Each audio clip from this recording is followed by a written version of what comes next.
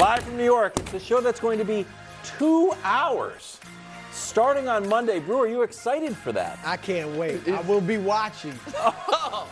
I'll be laying next to the pool drink with you guys on TV. Well, thank you. Thanks, bro. Good support. But, and in celebrating that, today's show Half is an hour. half an hour. Yeah. We got to prepare. 24 hours ago, should Dak be traded?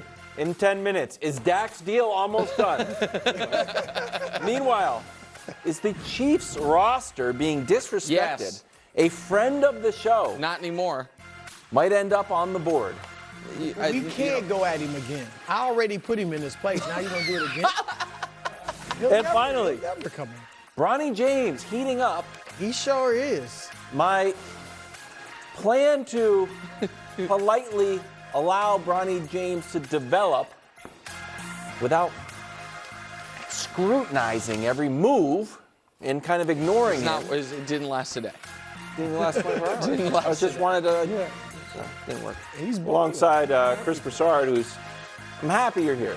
Because you could have taken this one off. This is only 2 minutes I of would content. if I had only known it was 30 minutes. I would have. I'm Kevin Wilds. Nick, do you have anything interesting? A lot of things interesting starting on the Buffalo Bills right now.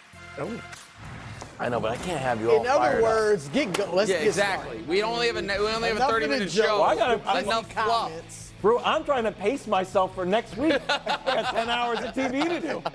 We start with doubting the Bills. They are favored to win the AFC East, but there is a decent amount of skepticism around the team that lost their number one weapon and several captains. But Dan Dawkins is pugilistically optimistic. Take a listen. We're shooting for the stars. Like everybody is counting us out, which I'm cool with. You know, like we could fly underneath that radar and hit everybody with uppercuts. Okay. Bills' notable losses this offseason, outside of Stephon. Gabe Davis, who The Gabe Davis one devastates, bro. Brew loves That's it. one of his I guys. like Gabe. Yeah, he I like does. Jordan really Poyer, a lot of guys on defense. Uh-huh.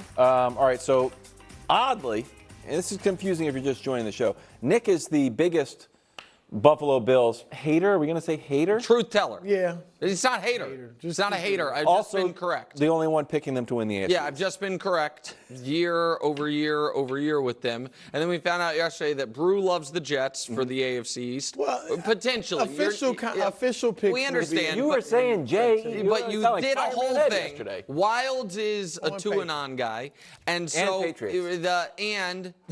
I now once again somehow get to be correct about the Bills. So I think that when it says doubt around the Bills warranted, I actually think their AFC odds are a touch high in that I would have Houston ahead of them as far as their odds of winning the conference.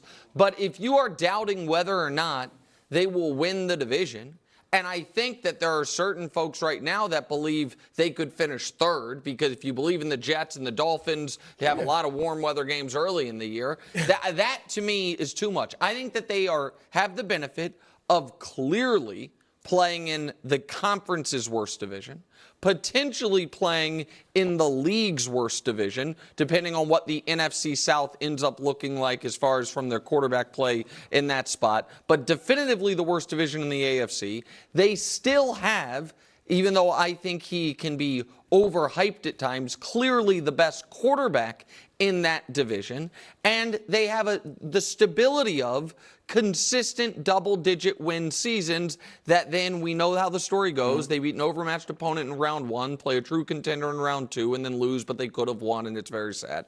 That's the Bills' story. And so, yeah, right now I think they're a little underrated in that regard. They are clearly the best team in the AFC East. And so, yeah, I think doubting whether or not they'll win the division, Brew, is too much. Doubting whether or not they go to the Super Bowl, sure, that's fair. No, well, that from the moment they let Stephon Diggs go, I've been saying I don't think they're a Super Bowl contender anymore. And then a lot of these other guys too. Their defensive backfield, you say they lose three guys in that, and leaders on that team. Micah Hyde, Jordan Poyer, Leonard Floyd is good for them. Like they lost a lot. The two best receivers, and then the defensive guys. I am not doubt. They're still a playoff contender and a likely playoff team. So that's where my doubt is. But here's what I'm looking at, Nick. First of all, I disagree that it's definitely the worst division in the AFC. Outside of Kansas City, now I do think Harbaugh will do well with the Chargers, But what if the Chargers aren't as good as many people think, and they lost a lot of players? I mean, the Broncos and the Raiders aren't going to be good. So you got the Chiefs, and you might have 3 non-playoff teams in that division. That's fair. Obviously, Some people the AFC believe North in the is Broncos tough. because of Sean Payton. But go ahead. But I understand what you're saying, though. I tend to agree. No quarterback. I understand that. Yep. And then, of course, the West, you got. Well, the West is my division. But the South. Yeah, the South. You got Jacksonville. I think the South is going to. It has Indy. Okay. I mean, maybe Indy. And Houston good. for sure. Yeah. But they're going to be okay. But we think the Patriots. I think you have 3 playoff contenders in the AFC East. Yes. Buffalo, Miami, and the Jets. All right. So, but that said, here's what I'm thinking about the Bills. When their roster was like stacked these last few years, they haven't been able to get it done. All right, and I get it. They can't beat the Chiefs. They lost to them 3 times in the playoffs. But you also lost to Cincinnati at home. They've had opportunities last year when the Chiefs are down and they lose by 3. That was a chance to win, and they couldn't get over the hump. Now I'm supposed to give them the benefit of the doubt when they've lost all these guys? And McDermott is a good coach. Yeah. I'm not convinced he's a great coach. So I just think the doubt is clearly warranted. This is the graphic that we talked about yesterday or earlier in this week that we didn't put up. This is how they ended the year, Brew, and we were discussing it in the break, that Josh Allen had the lowest passing percentage in that span. So they basically turned into a running team and started to win. And granted, Josh was running some of those as well, so he's still very valuable. But do you think there's a reason to be optimistic about the way that this team is running? But no one thinks they're going to be. They still think they're going to be a high-flying team, and they actually might not be. So I think that is actually a recipe to raise your floor and lower your ceiling.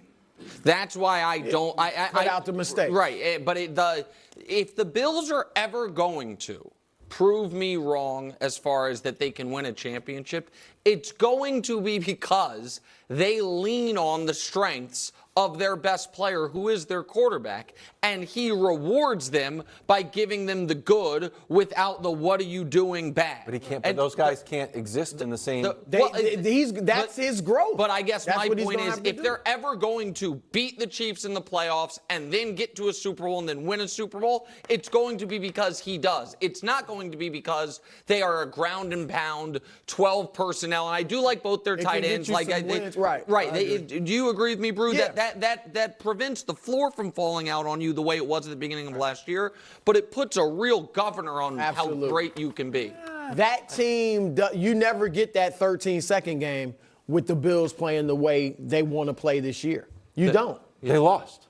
No, I know, but they were in position to win it. If they just make a squib kick, maybe they win it. I don't think I understand what you're saying, but I think, what does Mangini say? Before you know how you learn to win, you got to learn not to lose. But I also, this is a not to lose, which I guess. Real quick, maybe that would have worked with the Bills 2 years ago when they had all the defensive personnel before Von Miller suffered his significant injury. You know what I mean? Maybe that is a smarter idea if you can have a defense the way the Chiefs did last year. You know what I mean?